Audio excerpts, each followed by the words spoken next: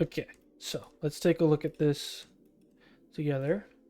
So I took the liberties of uh, unbinding the skin.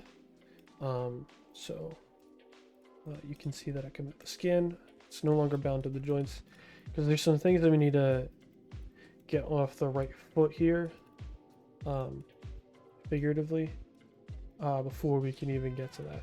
So these controls are fine. However, this body joint needs some work, and I can see some of the orientations as well are a bit out of whack.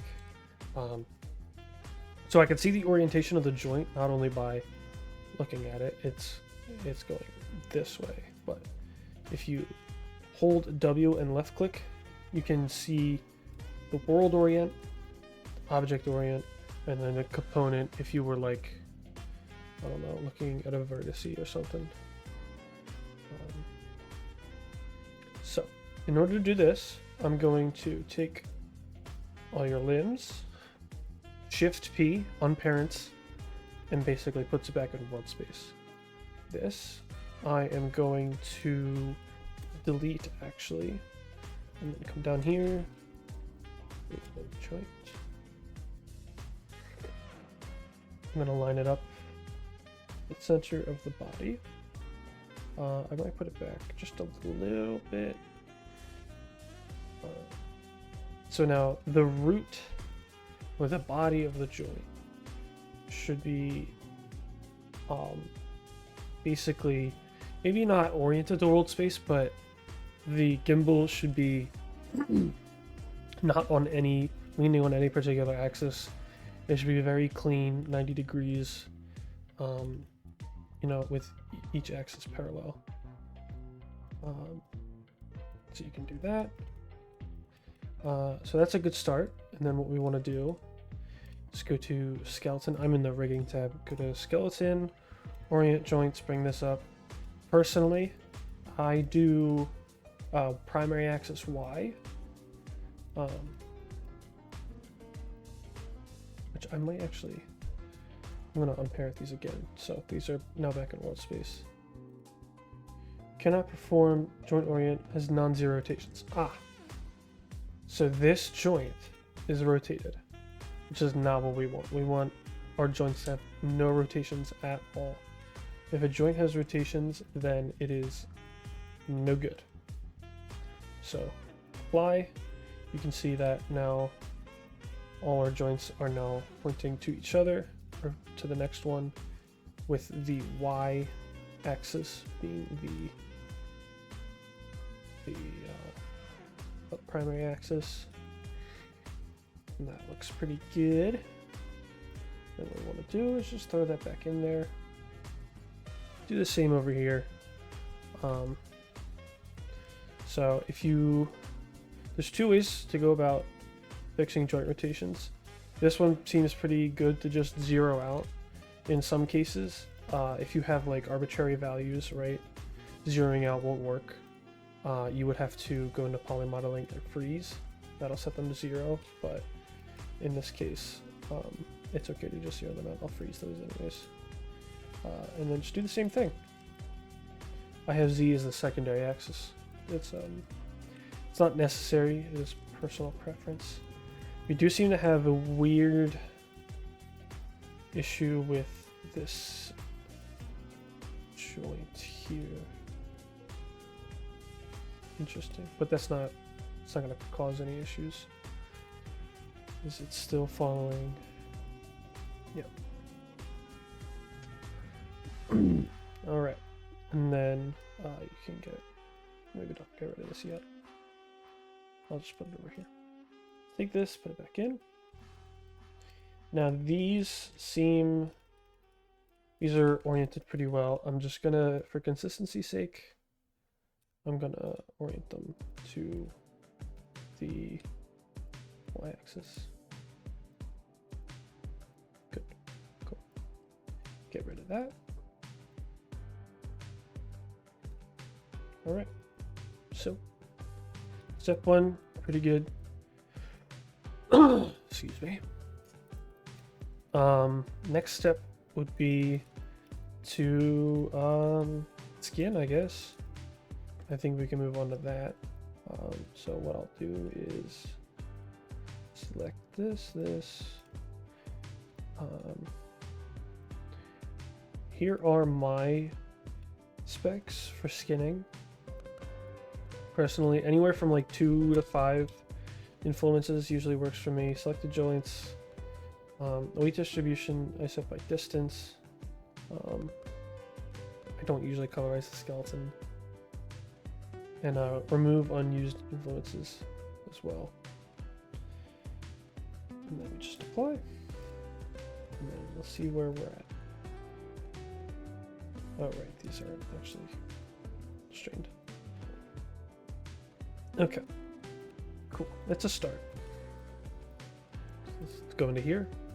I noticed when you first started you had everything locked. For the sake of simplicity, I would just recommend not locking things. Let's go to add. So what we can do, instead of, like, we could just do this and paint and kind of be lame about it, right? Nothing wrong with that really, but for these edge loops follow completely. You're not getting any spirals, right? So what we can do is go to select the vertex, and I think yeah, because this edge loop terminates there.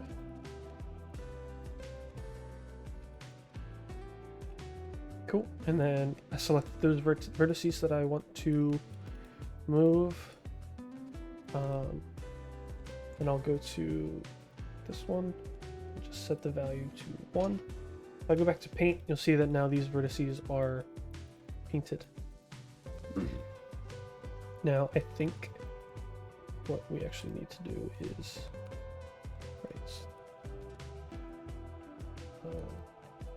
let's actually paint these vertices as well.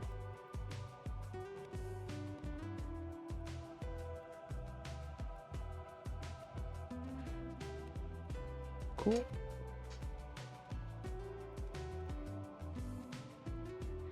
And we'll go with this one.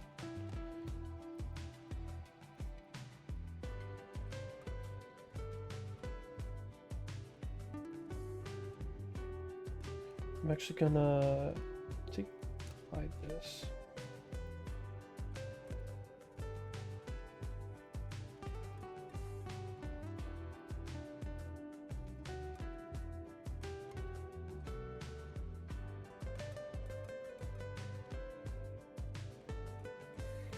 Cool.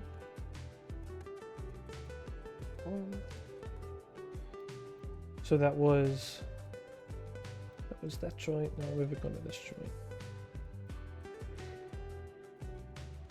Cool. And then this can just be done.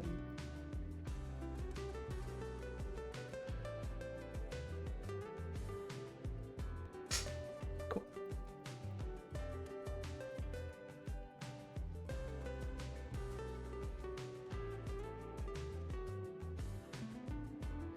So yeah, we're gonna get some of weirdness here because it's still very sharp the way it bends.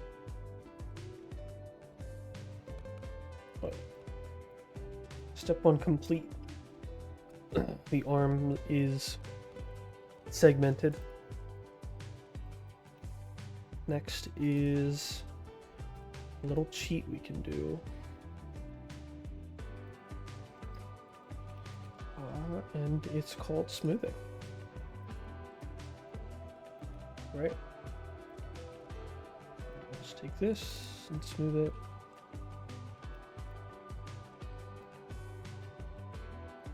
Now that still looks a bit wonky, right?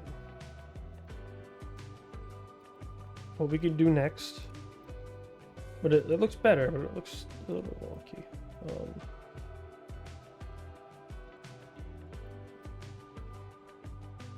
We can go here, go back to the body, right?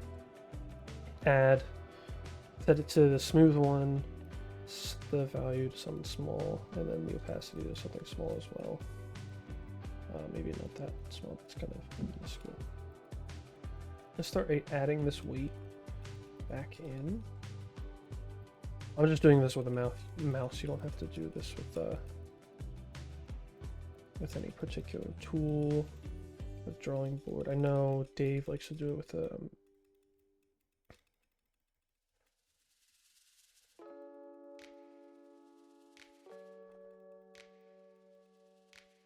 right.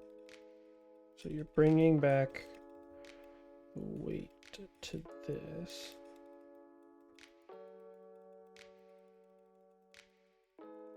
Kind of.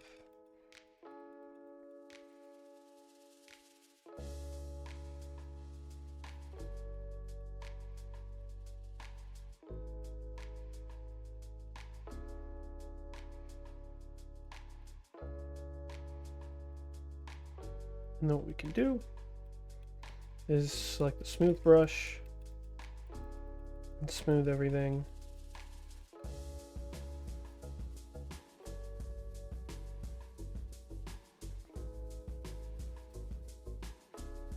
I think that's about as good as it's gonna get for like 5 minutes.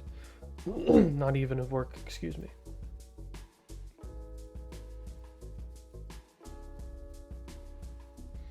So we are running into this weird issue here on the right.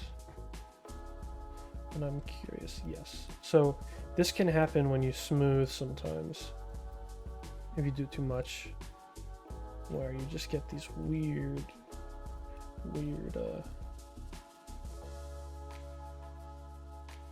weights. Just replace them with 0. Should pop back to normal. Yeah, looks good. So next, and I'm doing something like bind posing, where you pose it, you see how the weights are, and then you go in and you kind of play around with it. It's a very common thing. Instead of just guessing the weight paints in a T-pose. Oh, this is fun.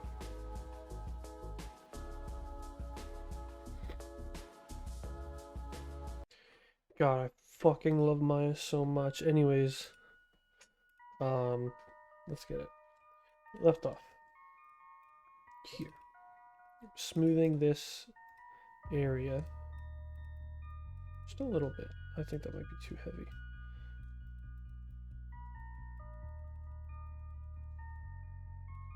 Increase this just a little bit.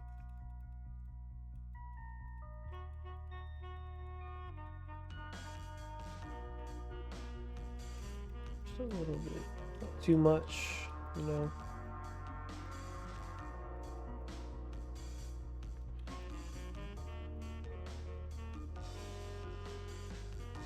I think that's pretty good. And I think that's pretty good. Cool. So we can take these guys and zero them out.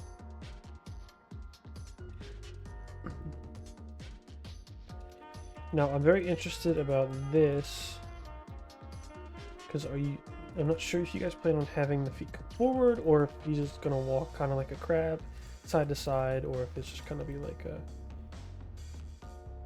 Marks from Kirby. Anyways, you can see we're getting some funny weights on the arm here. Yeah. Let's reset that. Let's go back in. These are the things you have to look out for. It's good to like be messing with these things all the time. So you might actually not be able to see them. They're there. There's one right here. In the event that you can't, just go to color ramp, colorize it, replace 0, and then set the hard. The hardest brush there. Just remove it.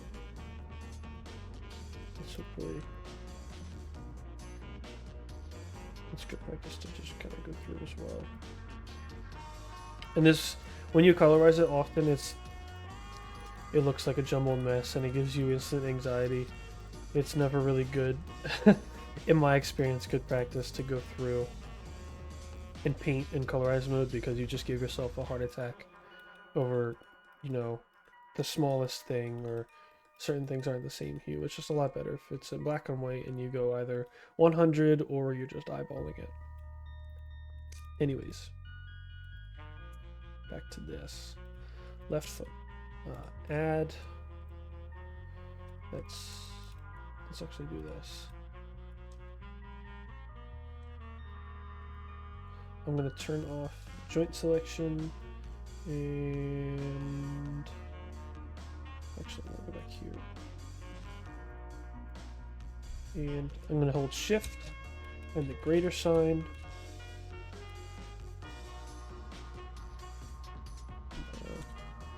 Less than. It didn't work quite as well as I thought it would, maybe from down here.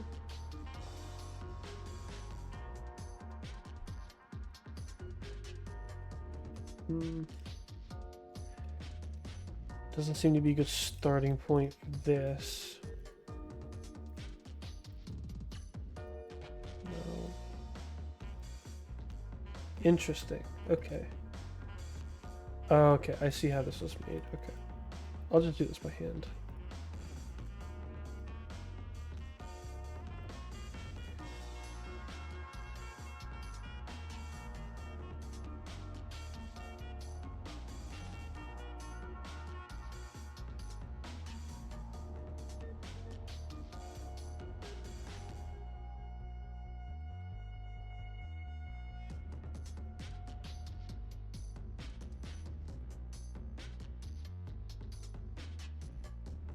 Can't guarantee it'll bend very well. The topology is a little bit scuffed, especially around here. It's really, really stretched. It really depends on how much the model's going to move. It might look great, and if it does, awesome, sweet. Then you don't have to worry about much. I think I want that for text. Just that one. Yeah, let's get that one. Should we do this one? Yeah, let's just get this one just in case. We'll see what it looks like. I don't know that I would recommend using the Quadro tool either. That might just be the biggest headache in the world. Like, I'll say the topology in the face looks decent enough. You don't have a facial rig, right? So it doesn't need to move. It's kind of static. So let's move this. Yeah.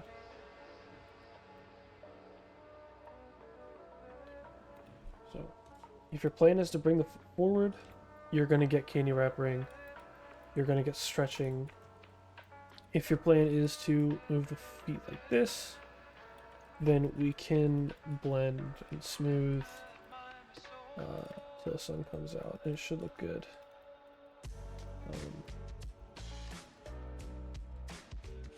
What I'm actually going to do, so I'm going to go from the body and smooth from there.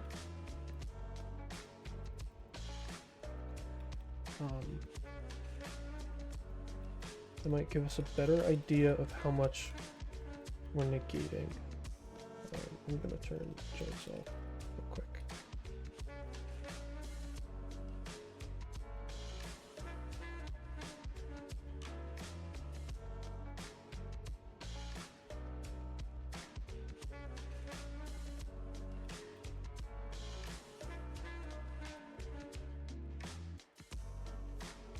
Okay. Alright, let's take a quick peek.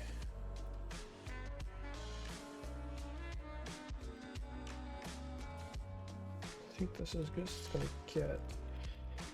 The problem is that these vertices right here are so, there's only one of them between where the body really starts and where foot really starts. If there was another edge loop or two, maybe one here and here, you could really have some good smoothing, you know, with this. Like you could probably bring it in just a little bit more.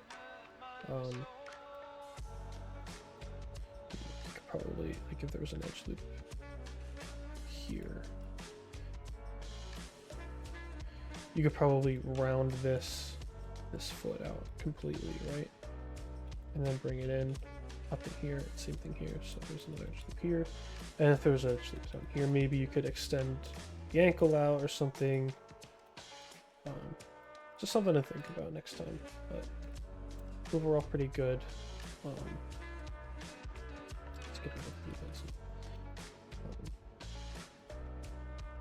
rid of overall, like, it really depends on how you want the character to move. If it's not moving too much, it's got like, you know, it bobs up and down, then I think you're fine. I usually don't bother with toe controls, but seeing as you have actual toes, I'll do that. You may have noticed here, you can see them kind of faintly. What color is it? Yeah, right there. Just replace 0. Cool. So I'll take this backward just to see. Add.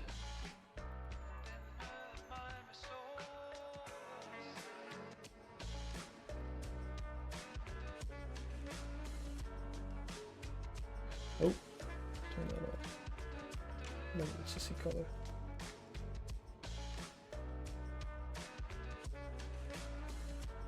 Alright.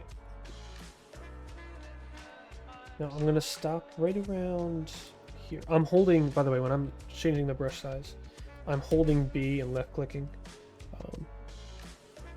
Yeah. I think I like this edge loop here the most to stop. I wish it kind of continued around. It might look kind of forked, but it should be fine.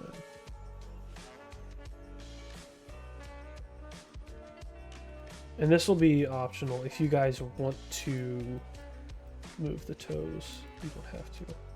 If you don't want to move the toes around, then just use the parent foot control, this joint right here, and then circling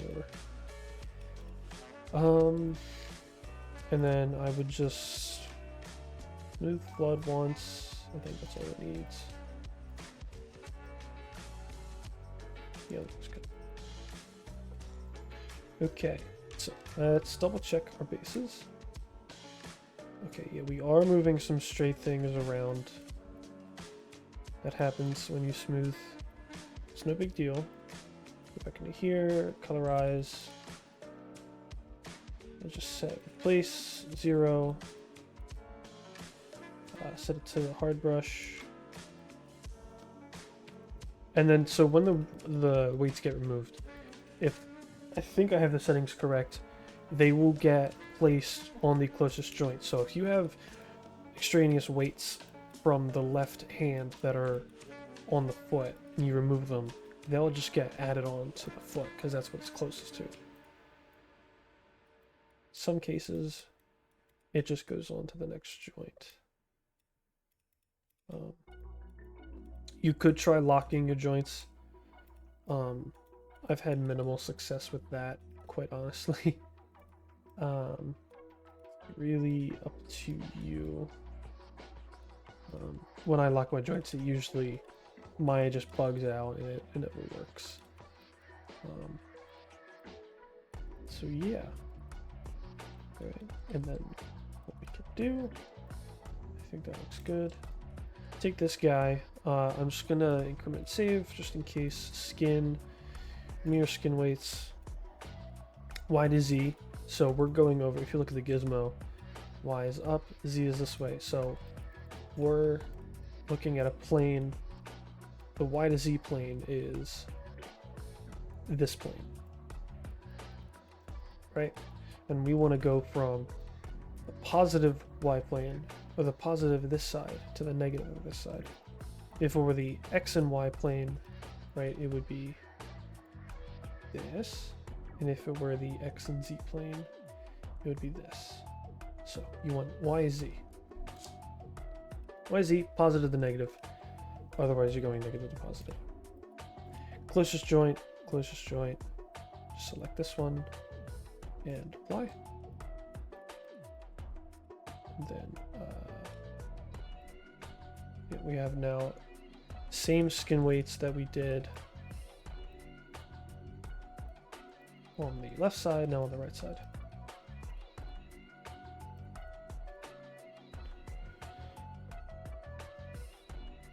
Yeah, so if you look at this, right, left. Excuse me. Cool. So there's that, and then you can activate this if you want to. Actually, let's hide this. Now these controls.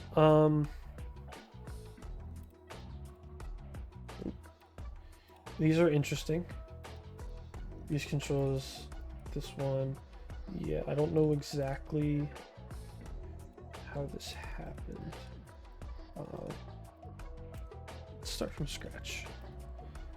I'm going to organize just a little bit. Let's start with, oh, right click, rig, joint group. This is typically how I do it. I do a control group, a geo group. Cool. So let's put these. Oh, and then I do a master control.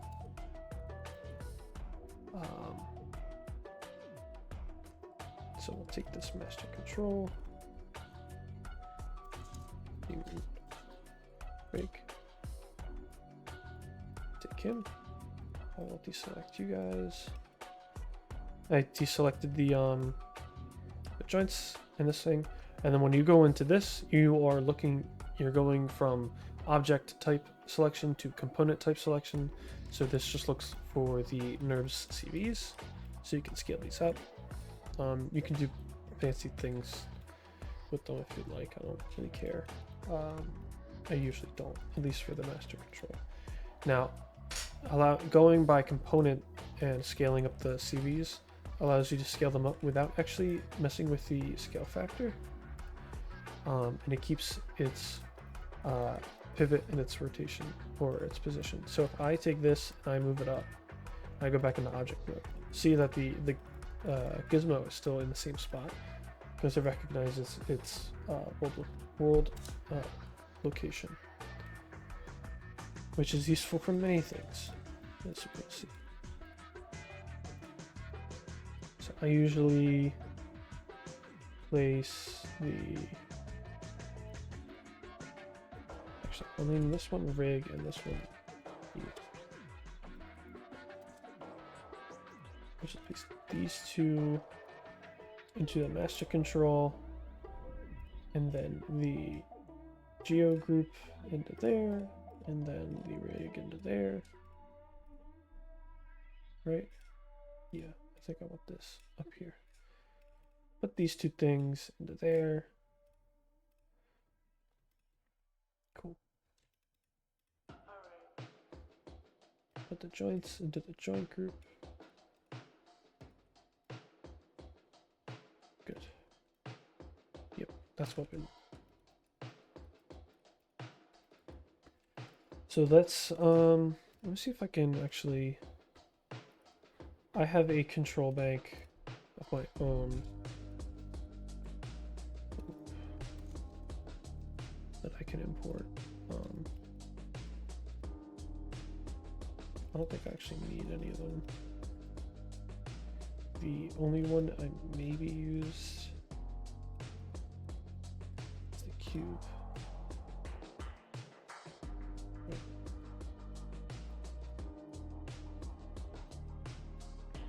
So we can, so I'm gonna press D and then W and then hold V and then middle mouse click.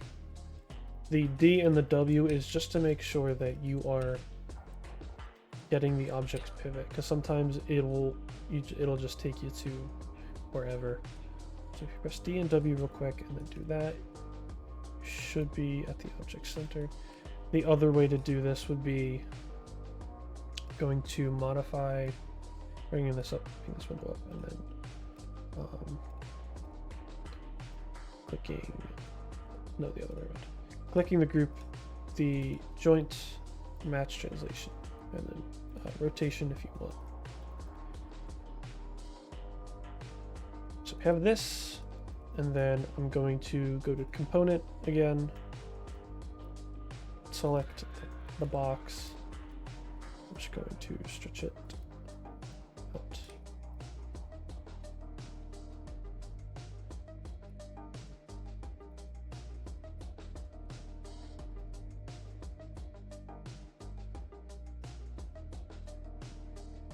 I'm actually going to do this.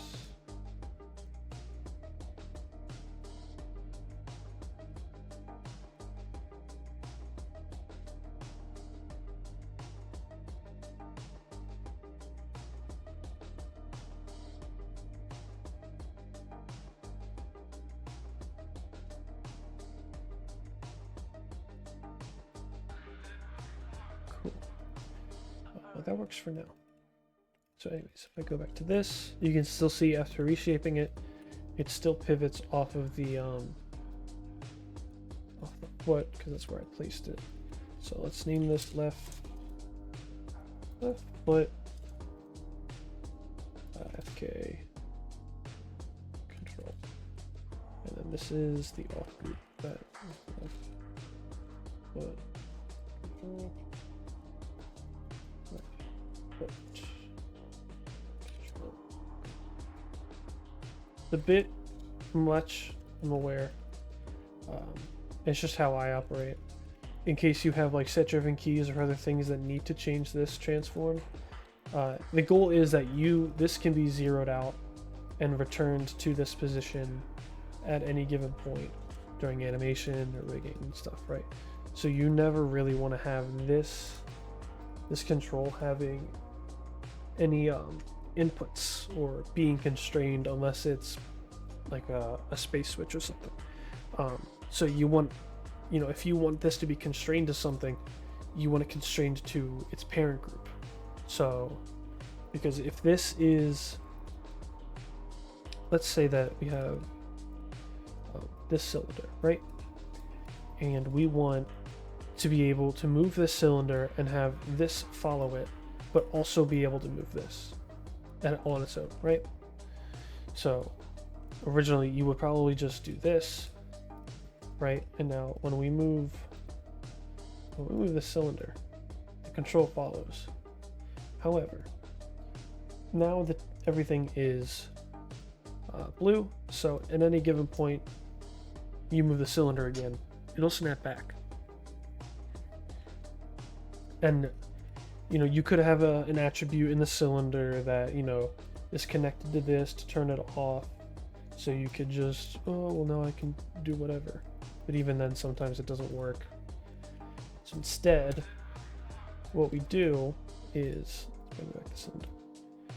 So we take this and we constrain it to the parent group, and so move the cylinder, it moves the parent group, which also controls the control. But now we can orient the control and do that, right? That's why it's important to have groups, nested groups like that. In this case, I don't know that it's called for. I don't know exactly what you guys are doing with the rig, but it's just something to keep in mind.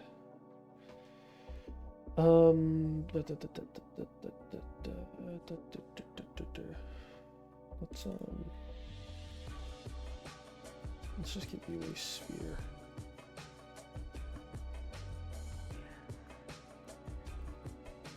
Left toe, FK control.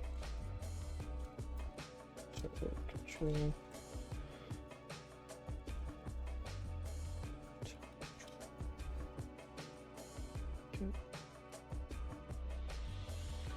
Now, things like this here, it's hard to tell, but I think I got that.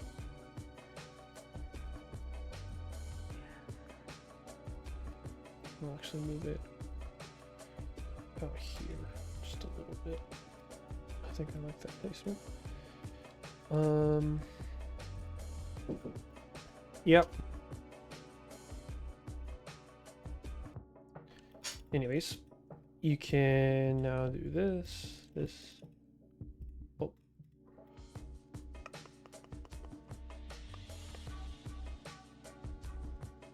Did I? I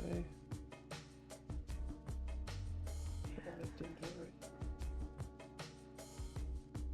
Parent constraint.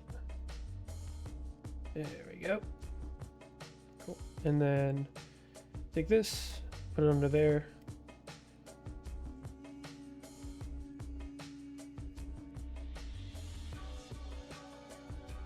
Cool. So that's one control done. We can put that into the control group.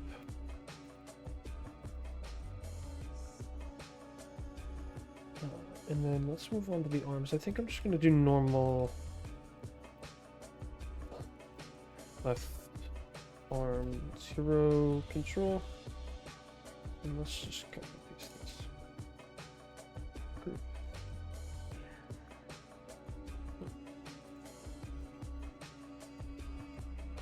No need to get too fancy with it. Hold V, middle mouse click. In this case, if we look inside, we can see that it's not oriented with the joint. I'll just do that.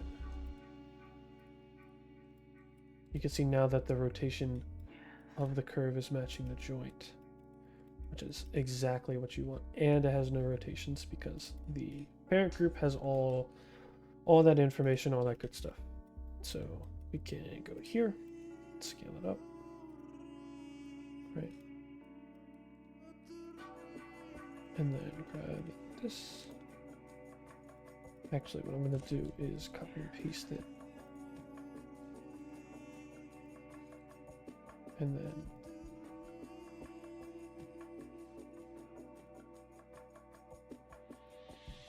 I don't know that you guys want to use this. I don't know what. I guess you could. Cool. So let me get this out of here and make it smaller and just fit right. Yeah, that looks good. Cool. And then let's take a look at these. So what we can do, modify, search and replace names. You can look for 0, replace it with 1. Let's take, yep, 2. Second one. And then this one should be 3.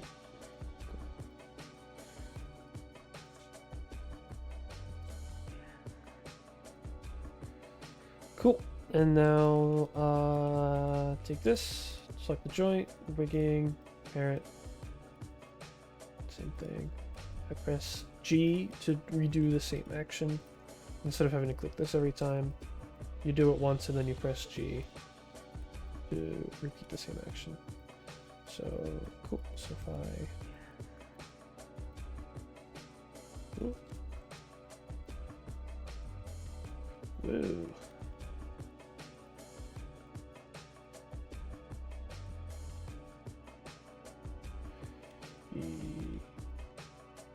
Yeah.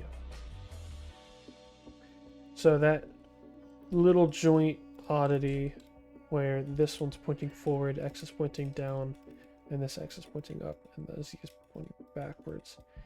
That is not horrible if you're just hand animating like this. If you're doing something where, because I don't know if you notice, when we rotate this way, we go negative Z. We rotate this way, we go positive Z, right?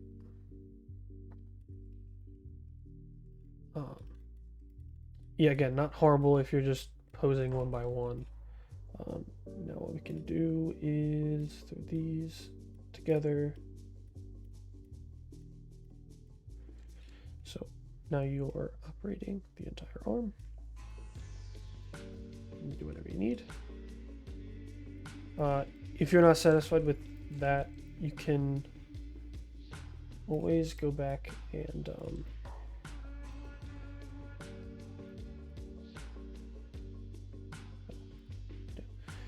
just smooth it or add whatever weights you want, and then do this thing where you mirror skin weights, yada yada yada.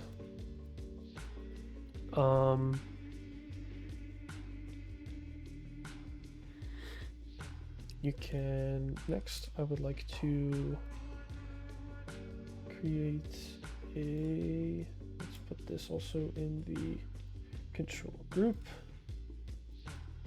Let's do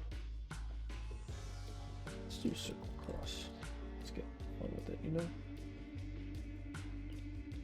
Let's call it body control.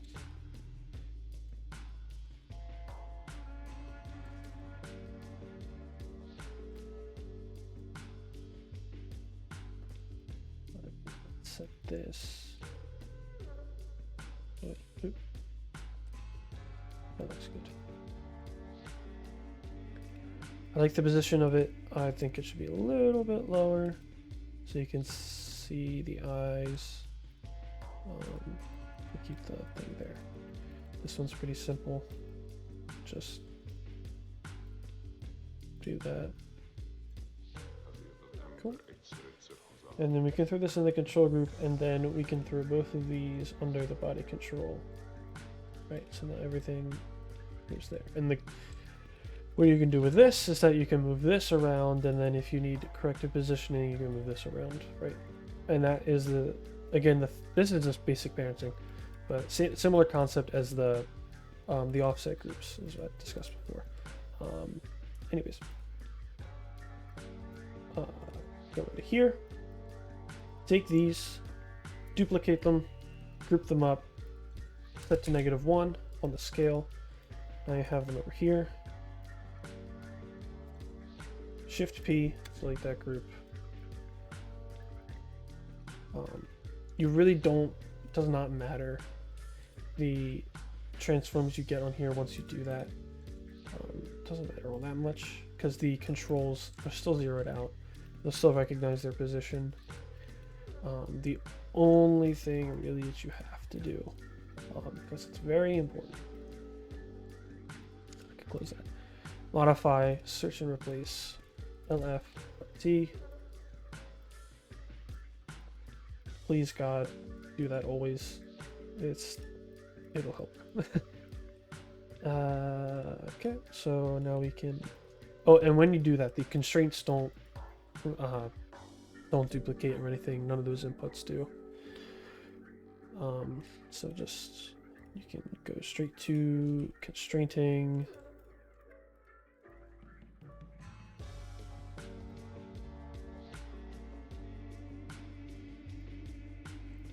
And there you go.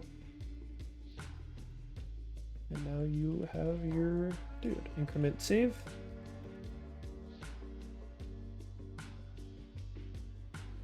Yep. That should be about it. Nope, I lied. I can delete my control bank. Put these under the body control. If you want to group these by right side, left side, you're absolutely welcome to do that. Now this guy's moving, he's ready to be animated. And then when you are putting them in Unity, what I recommend doing, so the base model, right, can be, I usually just select the top, and then I go for the joint group. And then I'll export just this as the base mesh, or the base asset, base model asset, whatever the fuck you want to call it, for Unity. And then I'll animate it, yada yada yada, do the thing. And then I'll just click the joint group and export that into Unity. That way you're not also grabbing onto the geo group, because That's about, I think, about it saves you some megabytes of memory or of space. It's just best practice. Unity messes up if it doesn't recognize that things have a similar the same hierarchy, or things aren't the same name. So if you export your base mesh like this, and then you just export this, Unity will have a problem with that because it needs the parented groups.